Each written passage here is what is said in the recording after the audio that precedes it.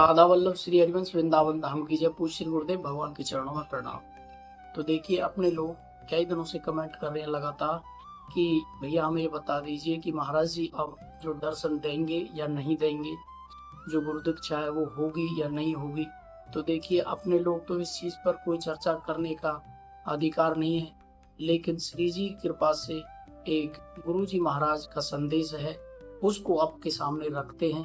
थोड़ा सा लंबा है, आप लोग उसको चाहें तो 2x पे करके भी देख सकते हैं। मैं भी उसको जल्दी से आप लोगों के सामने रख देता हूँ कि वो संदेश क्या है।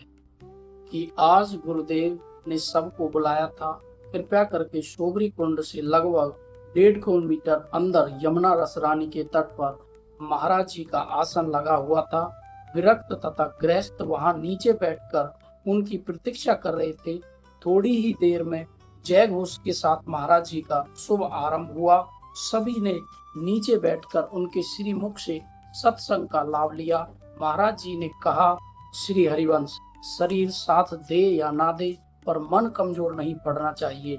हम सब इसी बात पर जोर दे रहे हैं कि अब हमें एकांत चाहिए, जिससे हम श्री जी में मन लगा सके। हमारा यह भीड़ वाला स्वभाव नहीं रहा, हमारा एकांत जंगली स्वभाव रहा है। अब हम उसी तरफ लगना चाहते हैं, क्योंकि रोज डायलिसिस होता है, कुछ कह नहीं सकते हैं। हमें अपना अंतिम संभालना है। इस शरीर में कोई दम नहीं है, श्री जी कृपा से चल रहा है।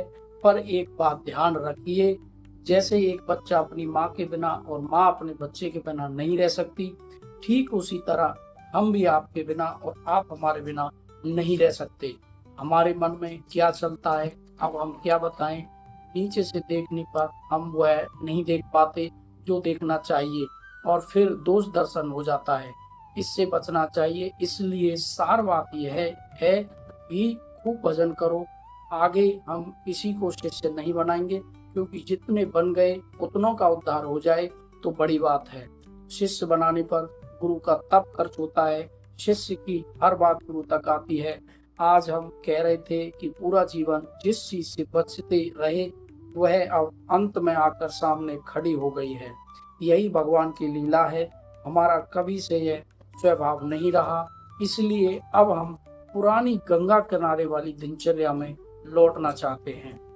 आप लोग सहयोग कीजिए।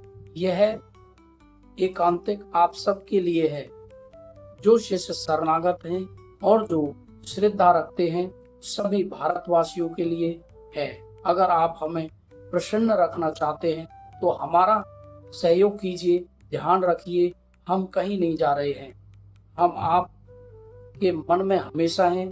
केली कुंज से जुड़े रहिए और अपने भरण पोषण की चिंता मत कीजिए, क्योंकि हमारा जो भरण पोषण है वो हमसे नहीं होता है, श्री जी से होता है।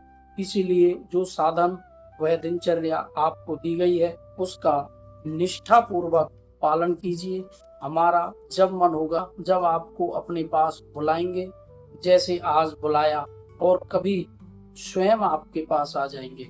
अब कोई प्रश्न नहीं, कोई बात नहीं। लगभग 15 से 20 हजार प्रश्नों का उत्तर दिया है, ऐसा कोई प्रश्न नहीं जिसका उत्तर नहीं दिया है। सार बात यह है कि श्री जी से अपनापन करके खूब भजन करो, खूब सेवा करो। श्री जी साधना से नहीं अपनेपन से मिलती हैं। अब हम जाएं। सभी ने एक स्वर में कहा, जी गुरुदेव।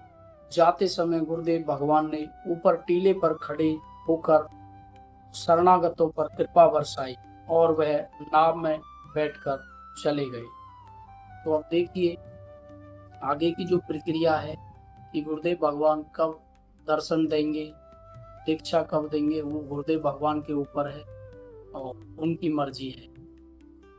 तो जब तक के लिए सभी भाइयों को जय जय श्री हरिवंश।